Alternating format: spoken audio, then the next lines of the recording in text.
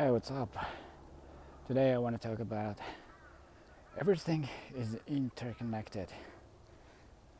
Uh, it's hot day. It's unbelievably hot. And as of February and day of February, it's insane. A few days ago we have a heavy snow here. Is the temperature got down to -6 degrees Celsius, and today we have almost 20 Celsius degree positive. It's insane, man. However, everything is interconnected. That means something you wanna have inside you, something within you. It should be everywhere of you. You know what I mean? Okay, let's say you wanna be a peaceful, loving person, and you have to be, you have to try to be peaceful and lovable, really loving person and charming person in everywhere you do, everything you do, not just within you, not just the idea you have, but actual action of you, and actual um, every thought you have theoretically should be peaceful and aligned with the loving frequency. What I mean by that is not to be perfect everywhere, but what matters is the intention. What matters is your your direction of yourself, your direction of your personality, and your direction of your emotion.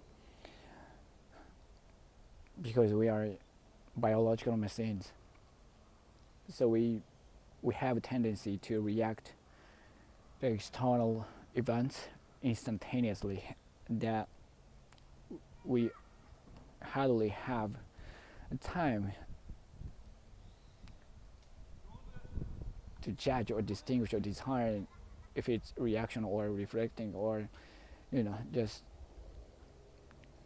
try to be thoughtful in every moment. That is impossible for for this biological future creatures. So it happens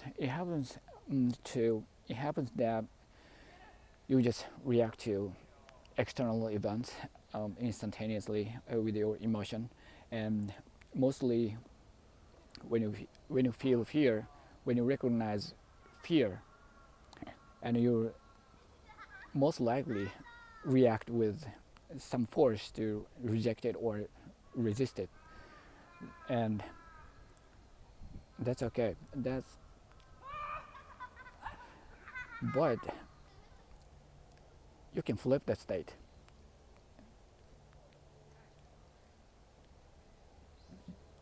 When it goes off, when your emotion goes off, and right after, you can step back within you, and you can direct the power, direct the energy toward peaceful, loving state. You can direct it to something different things, or you can you can have it to physical work that will release your energy from the subject you just attached so much energy to respond to something, some kind of a fear in front of you. And but it's okay. What I mean is not to be perfect in every moment, but the, somehow perfect in the intention of what kind of personality you direct it to. So if you want to be achievable, successful person, and you're gonna have a mind of a discipline, and discipline will actually actually um, open your door, actually unleash unleash your potential power to the highest of you.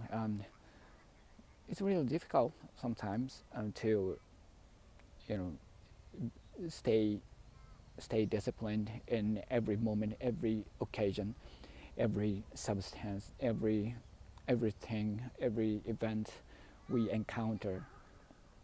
It's really difficult, but that's why it's really valuable and it's worthwhile. So if you want to be successful, you gotta be disciplined, and especially have to you have to control, you have to master your desires, your impulsive desires, especially the sexual one.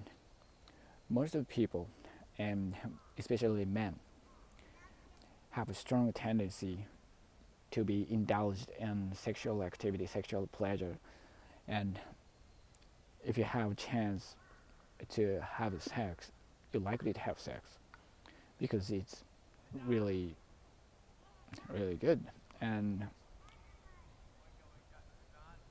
it's a it's a trap hole of the human, trap hole of the life. If you're going down to the hole with don't care to be indulged in the sexual activity, sexual pleasures, you're likely to be very dumb years later. That's promised. The history shows. So you gotta master it, and it is so difficult. But if you abstain from casual sex or casual sexual activity, including self-touch, your sensor, your spiritual sensor reopens. You know, in your childhood, your spiritual sensor is really, really fine because you don't waste your energies. But as you get grown, as you be adult, you waste your energy. You waste it and you know instant gratifications. You just you know you, you just ride on a sexual urge, the impulse, and try to satisfy yourself with the pleasure, and it is a waste of energy. It is a waste of time. It is a waste of your value, and eventually you get dumb.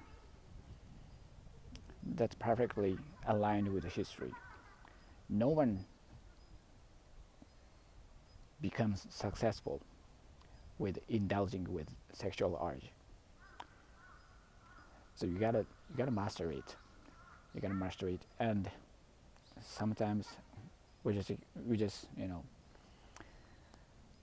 can't hold the energy, hold the urge, hold the impulse, but the intention is important. Once you did, that's fine. Forget it and try not to have it second time. You know what I mean? The stronger the sexual energy you have, the harder you you resist it.